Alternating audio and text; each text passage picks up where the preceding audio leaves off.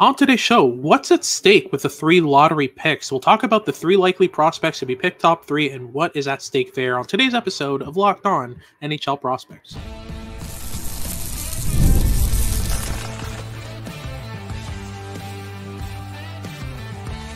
You are Locked On NHL Prospects, part of the Locked On Podcast Network. Your team every day. Hello and welcome back to Locked On NHL Prospects, part of the Locked On Podcast Network, your team every day. On this podcast, we break down everything prospects related for you 5 days a week, Monday to Friday. I'm Hattie Kalikesh, joined by Sebastian High. We're both scouts at Dauber Prospects, and on today's show, we'll be breaking down what is at stake with the three lottery picks. We'll talk about the obvious top prize and Macklin Celebrini. We'll also talk about two prospects that we've chosen among the many that can go in this top three. We've chosen the two most likely ones, and Demidov and Artyom Levshunov, which we'll get into in our second and third segments respectively. We'll break down their games, what the gap is between them and other prospects in this draft, and all that good stuff.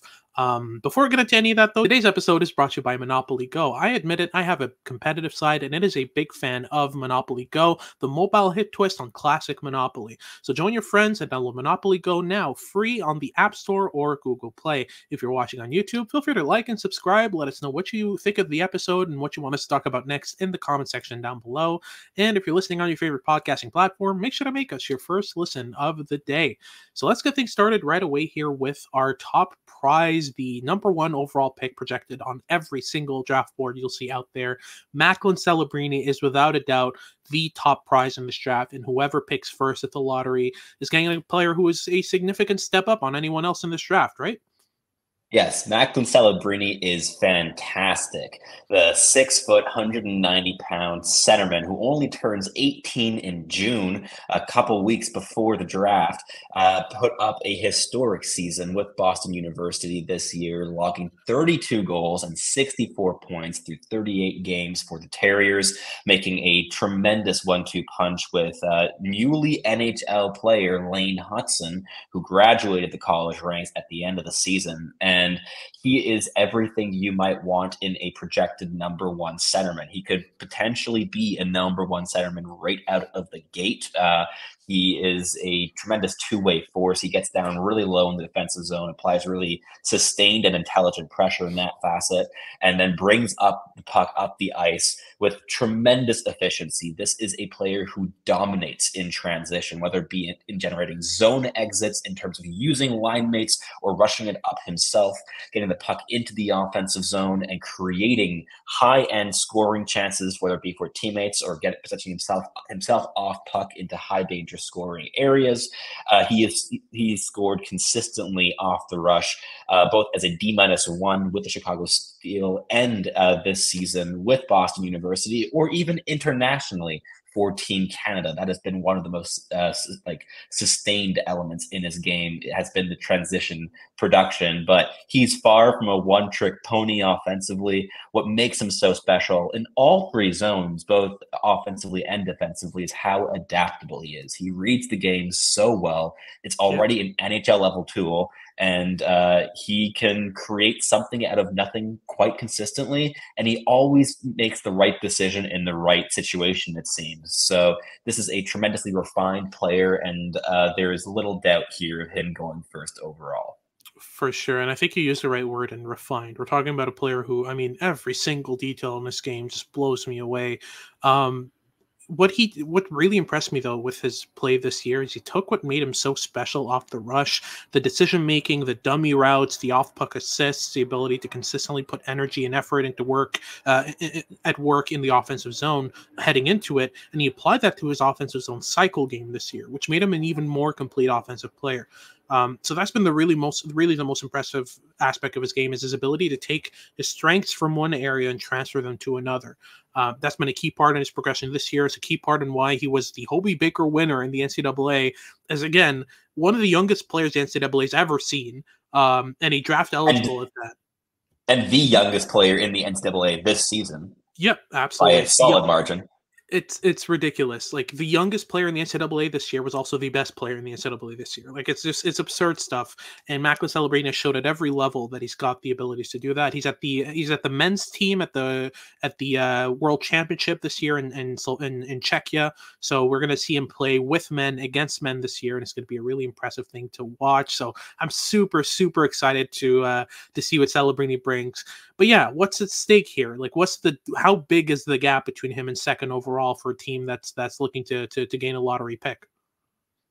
I mean, I think it's significant in terms of the safety of the selection. One of the main reasons that he has been ranked first overall on every single publicly available board for the draft, without fail, is that he has the high end, the floor of being like an elite number, like second line center, and that's like the bare bones bottom like end of the projection for this player. And Yeah. he is such a simple projection to be an impactful number one center, and has the upside of being a top 7, top 10 centerman in the entire league. Like, this is a tremendous player who may not have the same level of dynamism that we've seen with players like Connor Bedard or looking forward at Gavin McKenna, but it brings so much to the table. The drop off is perhaps a little bit more on the risk end than it is on the upside end. The next player we're talking about, Ivan Demidov, has 100-point upside and is more dynamic offensively in terms of raw dynamism than Celebrini is, but is just so much more raw. So the safety with the pick with Celebrini is a big reason why he is this consensus number one selection. So there is definitely a gap. Like, I don't think you're going to talk to many scouts out there who have Celebrini in the same tier as any other draft eligible player this year. Yeah, I mean, in terms of projections for me, I've said this all year, but think of somewhere between Jonathan Taves and Nathan McKinnon in terms of both play style and in terms of upside. Like, those are the floor and ceiling for me in terms of like where Celebrini ends up production wise in the NHL. Like, there's a legitimate chance that we're talking about a 110, 120 point player, in my opinion, if he plays with the right linemen, if he's put in the right situations, and if he hits the high end of his upside. Because the goal scoring ability, I mean, he's got one of the best shots in the draft. His one-timer is ridiculous. His wrister is ridiculous. He never needs to slow down to make a play or take a shot. He can shoot in stride, in motion, zero problem. His reaction time is so quick as well. He's just on top of pucks all the time. His playmaking ability is off the charts as well, and he's a fantastic stick handler. So for me, in terms of puck skills, I don't think there's anything missing. I just don't think there's anything that's a true 10 grade on our tool scale. You know, there's a lot of 8.5s and 9s all over the board. The shot is great. He's got 35, 40 goal upside in my opinion, but I don't think I see anything more than that. Playmaking wise, really good at finding lanes, really good at creating them with his hands, but not as wide of a playmaking arsenal as like a Nikita Kucherov, for example. And in terms of hands, he's not Patrick Kane. You know, it's not that level, but he's high end at enough things that I think he's going to figure it out at one point and kind of dig himself a niche in the NHL as in terms of puck skills and kind of stick to it. Because the brain is off the charts. His understanding of the game is ridiculous. And again, he just drives play consistently towards the offensive zone and into dangerous areas. And beyond that, it's just he's so mature. Like, a player this age usually has some lackings in terms of decision making, in terms of habits. There's nothing missing from his game for me in terms of habits or decision making. It's near perfect. Like, it's that good. So yeah, there's no doubt about it. Macklin Celebrini is the best prospect in this draft, and whoever picks him at first overall is going to be extremely happy with the player that they get. And I'd also add that of the teams that have high-end lottery odds, with the exception of Chicago and maybe Columbus, there is no player down the middle in any of the systems, whether it be San Jose, Anaheim, Montreal, that can contend with the upside or even like the certainty of being a slam dunk number one center than Macklin Celebrini. I think Adam Fantilli, there's definitely a conversation to be had between those two players, and Connor Bedard is perhaps a tier above, certainly, but beyond that, whoever gets Macklin Celebrini is getting a franchise cornerstone to build around here. Yeah. For me, unless you're the Hawks or the Oilers, there's really not much in terms of contention, in terms of a guy that can play on the first line. Celebrini's up there. I think he's better than Celebrini. He's doing better things at a younger age. Oh, sorry. He's better than Fantilli. Yes, he's doing better things at a younger age. Like, there's no doubt about it. That's our first segment. We'll get into the second lottery pick that we've chosen, Ivan Demidov. We'll get into what's at stake there, how he plays, what he's good at, what he needs to work on, all that good stuff in just a second. Before I get into it, though, a quick word from our sponsors at Monopoly Go. We've all been there either as a player or as a fan. It's the second intermission and the score's not looking too good. And that's you're feeling low, you're not sure if your team can pull out a win, but that's when you dig deep. That's when you lift your head up and you say to yourself, it's time to get back in the game, pull off some bank heists and take as much of my friends' money as I possibly can. That's right, the smash hit mobile game Monopoly Go lets you compete with your friends to get them the most riches and the biggest empire. It's the Monopoly you love, but on your phone anytime with tons of new twists, including leaderboards to compare your progress to your buddies. There is so much to do in this game. You can play on countless dynamic Monopoly boards. You can make your friends bankrupt by smashing their landmarks with a wrecking ball, and you can charge other players rent for your iconic properties, just like classic Monopoly. You can even work with your friends to crack open community chests and in tournaments to get extra rewards and climb the leaderboard. So get back out there, put on your game face, and download Monopoly Go now, free on the App Store or Google Play. Alrighty, so moving on to our second segment, we'll talk about a prospect that we're both pretty big fans on. Now, here's the thing with this kind of range 2 to 6, I would say. There's a bunch of players that could go second or third overall, but we've chosen the two that are the most likely to end up as the second or third overall picks in the lottery. And I think at this stage, with everything he's done so far, Ivan Demidov has really separated itself, not just on our boards, but on a lot of NHL teams' boards. Talk me through the profile of this player, where he's been playing, size, handedness, all that good stuff. Yes. So Ivan Demidov is a 5'11", 168-pound left shot right winger who played the entirety, basically, of the season in the NHL in the junior system of SKA St. Petersburg, which is the premier organization really in Russia in terms of churning out talent. And his production this year was absurd. He put up exactly 2 points a game through 30 MHL games in the regular season with 23 goals and 37 assists, which is frankly ridiculous. And on top of that, in the postseason, he added 11 goals and 28 points in 17 games. So the production with Demidov has been absurd, and it's certainly a reflection of the elite level tools that this player has. The hockey IQ and the handling ability are both 9.5 or 10 grade tools. They are tremendous. He reads the game like very few other players can, and he is incredibly shifty. He's a really unorthodox skater, employing the 10 and 2 style, a little bit like players that we've seen in the past, like Antonio Stranges or Brant Clark. But the way he leverages it to access space in the offensive zone is unlike something we've seen before. He's a little bit like a bee in the offensive zone, constantly jumping into soft ice, jumping right back out of it. He finds complex solutions to simple problems. And while he wasn't being challenged by his opposition this season, he was consistently challenging himself by putting himself in situations to solve problems in ways that could work against professional competition, even when he didn't need to. And he very consistently also found the best solution to simple problems that could have been solved well with simple plays, but he does not content himself with solving things well. He wants to find the best play consistently, and he does so very well. The handling ability is the best that we've seen in the past 3 draft classes, and that hasn't been particularly close. The puck is constantly on. When it's on his stick, it is almost impossible for opponents to get off of him. Yep. And he has a tremendously mobile top hand, but beyond that, he blends high-end dynamism with that high-end handling ability. And as we said, that offensive intelligence is such a slam dunk high-end tool as well. The way he leverages his handling is what makes it so effective, is what makes it so projectable. He uses it to solve problems, but he doesn't rely on it to do so. He can use his feet, he can use his brain, he can use his passing and shooting ability to do so as well. He doesn't shy away from using his teammates or his motor to solve those problems either. So this is a player who, unlike someone like Matvei Michkov, does not rely on his best tool as a crutch to solve problems in any way, shape, or form. And we love Matvei Michkov. He is a tremendous talent, and the Flyers are going to have a gem on their hands very soon.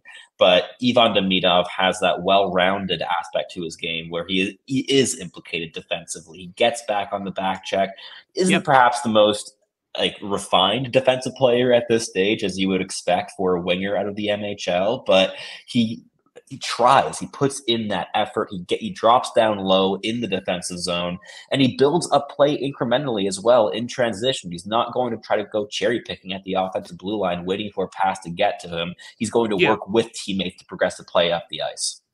Yeah, absolutely. I mean, this is a player who's got so many different areas of his game that really work. But what really impresses me is how unique he is. He does things that I've never seen. Like the last time I've seen him, the last time I've seen the player try the things that he tries and find the solutions that he finds was Pavel Datsyuk. Like it's that level of inventiveness and creativity and originality in the way that he solves problems heading into the offensive zone.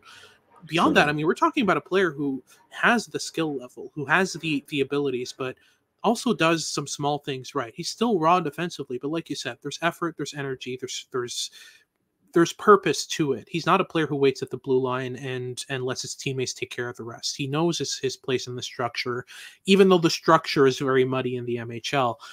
The other aspect of that is, there's a lot of questions about why he's been kind of stuck in the MHL and hasn't played any pro hockey, whereas Matvei Michkov in his draft year got a loan to Sochi, played there. There's a reason for that. It's because Matvei Michkov's on a long contract. Ivan Demidov's contract ends next year, and he's already disclosed to his KHL team that he doesn't want to extend his contract. He's not interested in prolonging in Russia. So that's an aspect that plays into it. It's people take the geopolitical aspect of Russia a bit differently than it should. We're talking more about the impact on the players and where they play and how they're punished for their decisions or rewarded for their decisions. That matters more than what's going on politically with Russia itself. It's more within the team itself. There's politics. You know what I mean? Yeah. So that's an aspect that I really want to see talked about a bit more, is the fact that it's not because he wasn't good enough for the KHL, because he's way too good for the MHL. Like like it's not even fair. He's just destroying that level of opposition. So I'm curious to see what Demidov does at the pro level. I don't think he sees the pro level before his contract ends. Do you? I think he could through a loan. It's possible that his clear stance of not wanting to prolong will make SKA sour on him enough to not want to keep him in the organization at all. I think that's possible. At the same time, it's certainly a likely possibility that he just continues to get buried in the NHL, and that would be unfortunate for his development. But at the same time, because he is so creative and inventive, and he finds ways to solve problems in complex ways, he is challenging himself, and he's still progressing his game. Like he progressed significantly this year, despite playing against opposition so far below his level of talent, which is on its own a feat already. And I've been a really big fan of his game all season long. I think that if we're talking upside here, there is 100 point, 120 point, 130 point upside if he truly hits his ceiling with how the NHL and its production is currently trending, which is upwards. I think that ceiling exists. He could find himself in top 5 highest scorer lists if he lands in the right organization and he continues to develop on his current trend. And he could be a high-end NHLer within a year's time. Obviously, that won't happen right out of the gate with his contract still going one more season long with SKA, but this is a truly rare talent. And as you mentioned, this is a unicorn. Like there's no player that plays the way Ivan Demidov plays the game. And Pavel Datsyuk, in terms of that on-puck game, I agree, is the last player that approaches the on-puck game and his leveraging of elite level handling in a similar facet, and blends that high-end handling with tremendous composure and constantly delays on puck. He waits longer than other players wait on puck, but then as soon as he sees an opening, he guns right forward, and he can shift directions so quickly. The lateral agility is really impressive with him. Even though the stride mechanics has certainly used some work, and there are areas to refine in his game, this is a special Yeah. talent. And while he's not a slam dunk to go second overall, I would say that especially if the Chicago Blackhawks land that second overall selection, there is no better player that you could possibly pair with a guy like Connor Bedard than Ivan Demidov. That is a It's the slam dunk perfect pairing in he's my the eyes. perfect winger for him. He's the perfect winger for him. And I'm actually hoping the Blackhawks pick second so we get to see Bedard and Demidov for 10, 15 years. That would be amazing. But that's our second segment. We'll get into our third segment where we discuss the third lottery pick and what's at stake there. We'll talk about Artyom Levshunov in just a second. But just before, a word from our sponsors at FanDuel. It's playoff time in the NBA and NHL. Baseball's in full swing, and FanDuel is your place to bet on every game. Right now, new customers get $150 in bonus bets, guaranteed. That's $150, win or lose. Bet on everything from slap shots to slam dunks to home runs, all on an app that's safe, secure, and easy to use.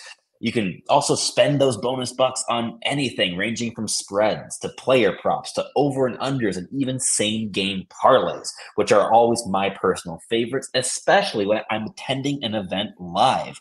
If you need anything to make the action all the more exciting when you're already attending a game, it's a same game parlay where you hand select a couple stats to stake your bet on.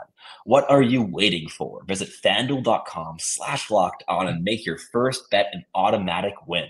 FanDuel, America's #1 sportsbook.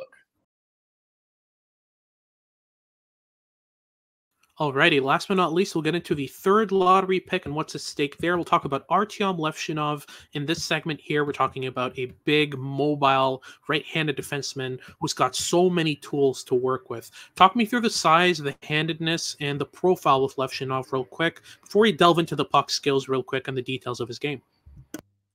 Yeah, so Artyom Levshunov is an athletic freak, as his teammates and coaches have described him all season long at Michigan State. He played the entire season in the NCAA, and this is a 6'2", 209-pound right shot defenseman, quite old for this draft class as an October birthday, but his athleticism is truly what stands out in the way he approaches the game. He is incredibly strong. He's a terrific skater. He moves the puck really well. His shooting ability, his shot power, his passes, his passing ability, those are all well above average. The handling, the offensive activation, the dynamism really from the blue line are all real strengths in his profile. And that allowed him to produce at a really high level this season with Michigan State, where he put up 35 points, 9 of which were goals through 38 games with the underdog team that made it all the way through to the Frozen Four. So he was terrific. He was their #1 defenseman, and he was a tremendous player all season long in the NCAA, easily a top 3 defenseman in the entire collegiate ranks all season long, alongside names like Lane Hudson and Zeev Buium. But talk me through a little bit of what makes him such a fantastic player, but also why he could be such a prize at 3rd overall, because he likely will be the top selected defenseman at the end of the day. Yeah, and I don't think either one of us agrees that he's the top defenseman in the draft, but I think he's exactly what teams look for. Big, rangy, mobile, toolsy defensemen who skate like the wind, who get up and down the ice with effortlessness, who cover so much ice defensively. I think the main thing with Levshunov is the progress. I mean, we're talking about a player who 2 years ago was playing in the U18 Belarusian league. Like, that's not a level of play that necessarily creates the level of structure, the level of awareness and intelligence that you need to be a proper good NCAA defenseman.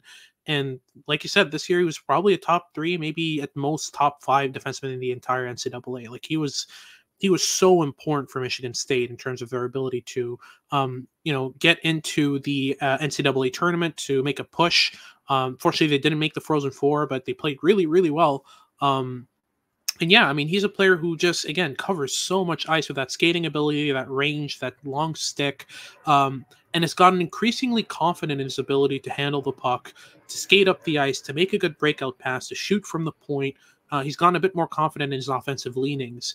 But on top of that, he's actually improved defensively a decent amount since the start of the year, actually. At the start of the year, I thought he was a really poor defensive player. He made a lot of bad decisions, was kind of that type of player that makes you want to pull your hair out when you watch him.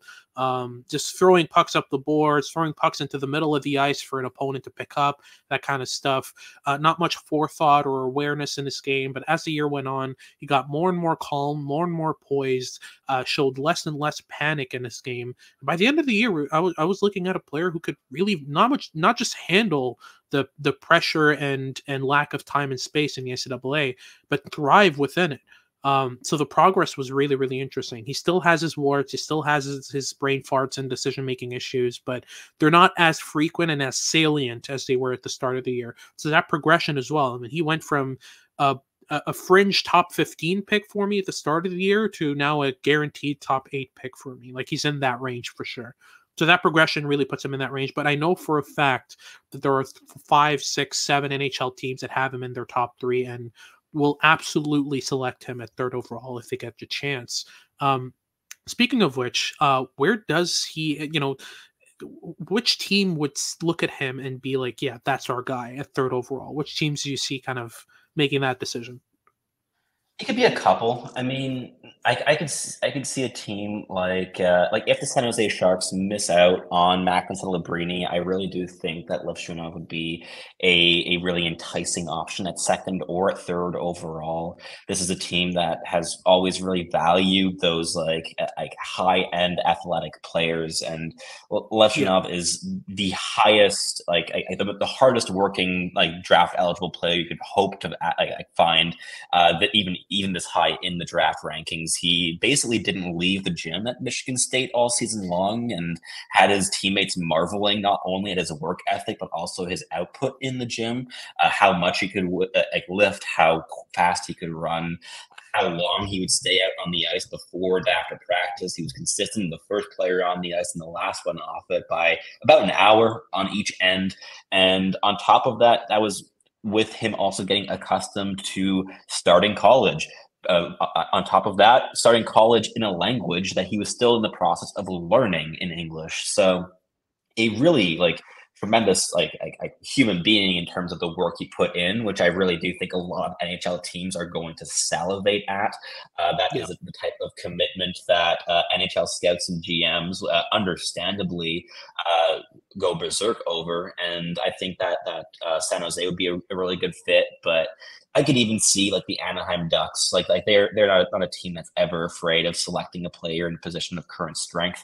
They already have a ton of high-end defensive prospects, but as we saw last year, selecting Leo Carlsson ahead of Adam Fantilli, which was a significant surprise on draft day, they could do the same this year around, selecting the big, athletic, right-shot defenseman with a lot of upside in terms of offensive playmaking, but also that defensive physicality, that long reach, that elite level mobility. There's so much to like, and there's so much to work with. I think a high-end development staff would love to work with a player like this who so clearly has that commitment and that desire to improve and refine his game, but also has so many areas where there's still relative a raw state to a lot of it, whether it be that decision making, whether it be the room for improvement defensively, or even offensively in terms of being able to be a little bit more middle driven more often. But this is a really interesting player, and I'd honestly be surprised if any defenseman went above Levshunov at the end of the day. I think the only contender would be Anton Salayev and maybe Zane Parekh. I know a couple teams are big fans of his, but even that's pretty contentious. But that wraps things up for today's show. Thank you very much for tuning in. If you're watching on YouTube, make sure to like and subscribe. Leave us a comment letting us know what you want us to talk about next. And if you're listening on your favorite podcasting platform, make sure to make us your first listen of the day. For your second listen of the day, make sure to check out Locked On Sports Today. They've got all your news and updates about what's going on around sports. And make sure to tune in for our next shows as we continue our prospect coverage for the month of May. This has been Hattie Kalakash with Sebastian High, and we hope you tune in next time.